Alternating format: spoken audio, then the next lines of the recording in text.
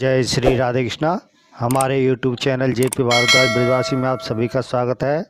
मैं जेपी भारद्वाज ब्रजवासी माता बहनों एवं सभी भाई बंधुओं का स्वागत करता हूं।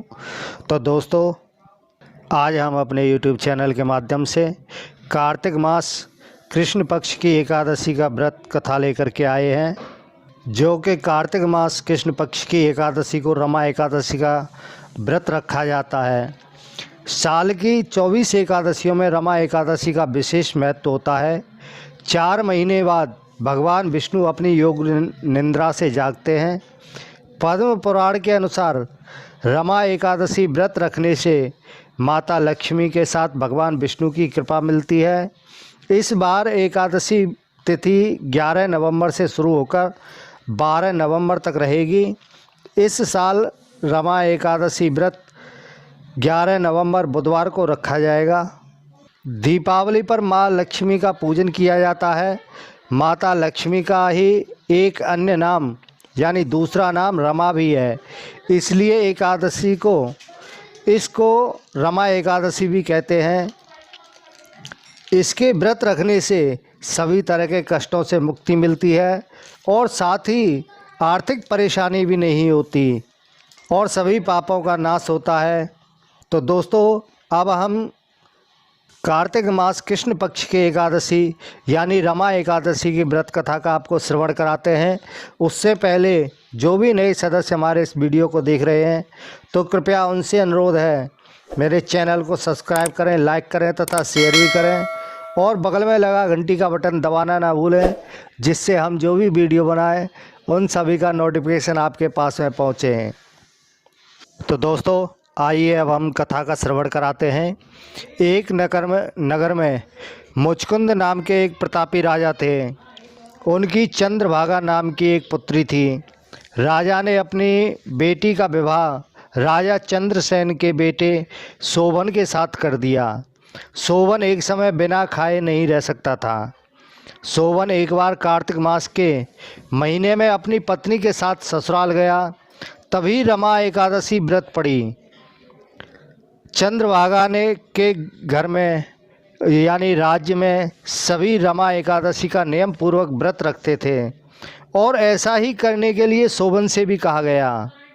शोभन इस बात को लेकर परेशान हो गया कि वह एक पल भी भूखा नहीं रह सकता, तो वह एकादशी का व्रत कैसे करेगा, तो वह रमा एकादशी का व्रत कैसे कर सकता है।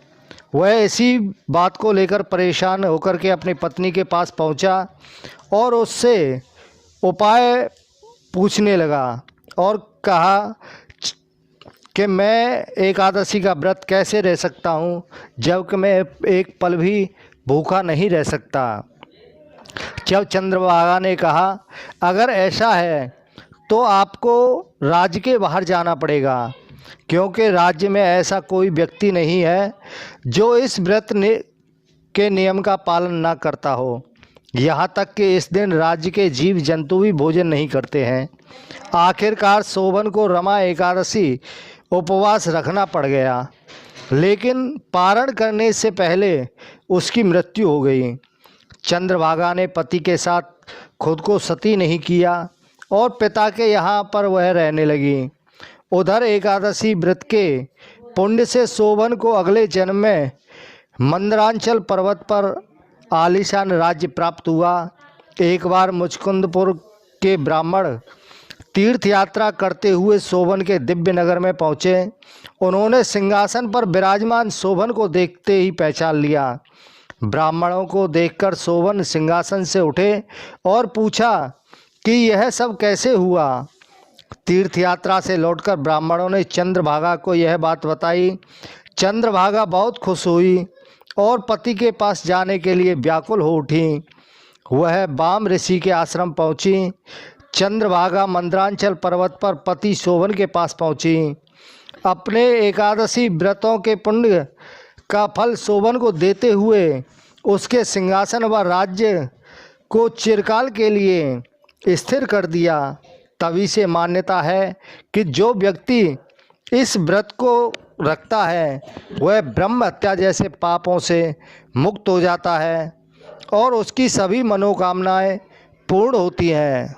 तो दोस्तों, इसी के साथ ही बोलो एकादशी महात्म की जय। तो मित्रों, आज हमने एकादशी महात्म का कथा आपको श्रवण कराई है। इसी के साथ ही जय श्री राधे कृष्णा।